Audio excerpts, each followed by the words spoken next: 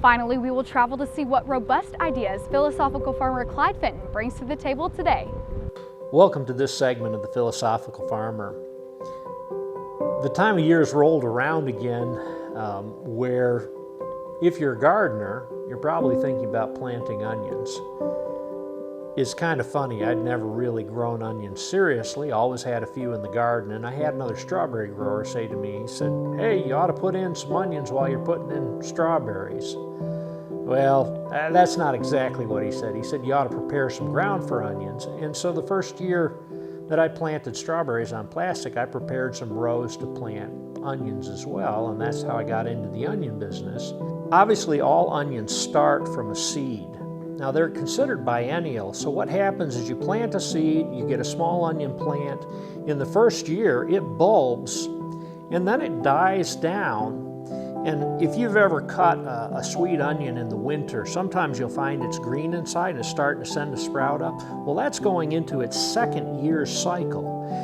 And when that sprout comes up, it'll make onion leaves just like the first year, but there will be a center scape that comes up through it, which will have a seed head on.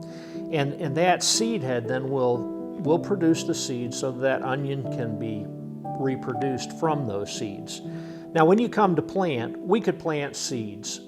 In our part of the country here in Arkansas, planting seeds is not generally practiced unless you choose to put some in the fall and make your own plants and then plant your plants in the spring. I brought some examples here today. These are a bunch of onions. These are onion plants. These are actually called candy. These are a sweet red onion here, and these are plants. They were planted last fall, and then they were dug this winter, and I'm getting ready to transplant them. Now, another form of onion that you've probably seen is these little round onions. And you've got a yellow there, a red there, a white there. And these onions are called onion sets. Now, what an onion set is they've taken a plant and they've grown it further than this point until it begins to bulb, and then they deprive it of water and basically force it to shut down.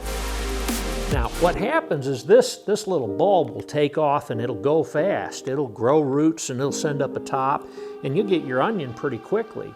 The downside to an onion set, though, is because it's kind of forced it into the second half of its life cycle.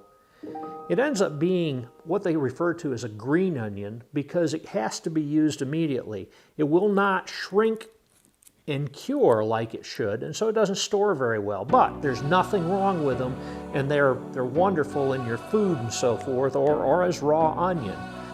You know, what we're going to do is we're going to go out and I've got the ground ready, but we're going to dig a trench and we're going to put some fertilizer down the middle, and then 6 inches on either side of the trench, we're going to plant every 4 inches our onions. And that fertilizer will dissolve over time and the onions will reach it and they'll be able to feed on that.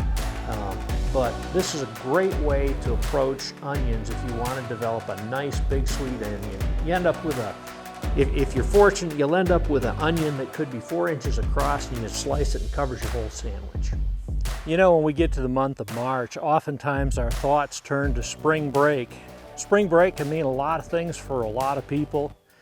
Probably the picture in our mind is beach in Florida and a lot of partying and so forth, but for others it's other things. And you know, I was kind of looking at the history of it, and apparently spring break, the idea goes back to, you know, the change of season, and the Greeks celebrated it.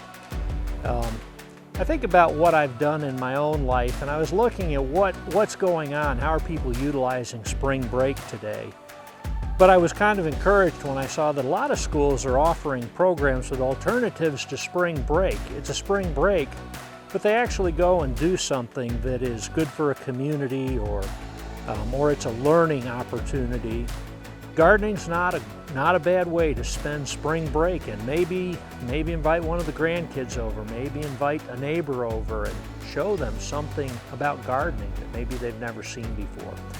Use the spring break to someone else's value this year.